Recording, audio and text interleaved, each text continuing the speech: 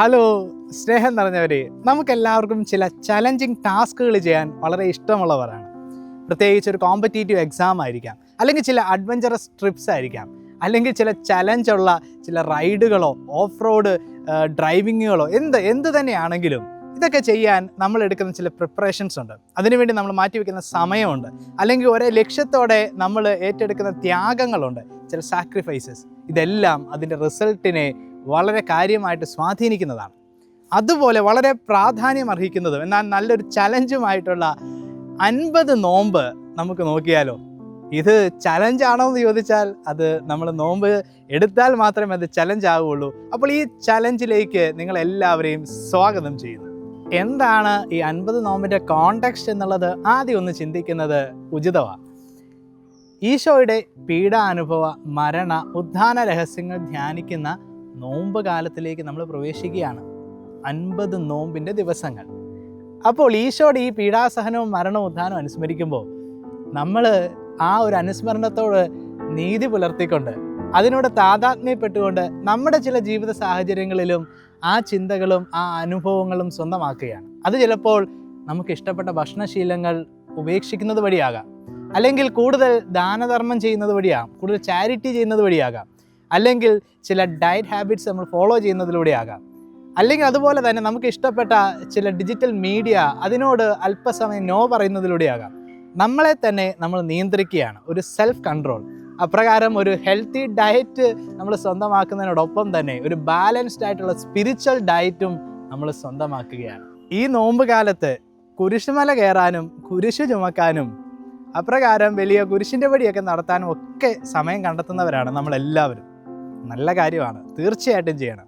പക്ഷേ യഥാർത്ഥത്തിൽ ഒരു സംശയം, ഈ കുരിശ് ചുമക്കുന്നതും കുരിശുമല കയറുന്നതുമാണോ കർത്താവ് തൻ്റെ കുരിശെടുത്ത് എൻ്റെ പിന്നാലെ വരണമെന്ന് നമ്മളോട് ആഹ്വാനം ചെയ്തതിൻ്റെ അർത്ഥം? അതല്ല, അത് കുറച്ചും കൂടി വിശാലമായ അർത്ഥമാണ്. അഭിമന്യ തോമസ് തറയിൽ പിതാവ് തൻ്റെ അജഗണത്തിനെഴുതിയ ഇടയലേഖനത്തിൽ നോമ്പുകാല ആരംഭത്തിൽ സൂചിപ്പിക്കുന്നത് ഇപ്രകാരമാണ്: പ്രായമായ മാതാപിതാക്കളെ ശുശ്രൂഷിക്കാതെ ദുഃഖ വെള്ളിയാഴ്ച മല കയറുന്നത് അതിൽ വലിയ കാര്യമൊന്നുമില്ല.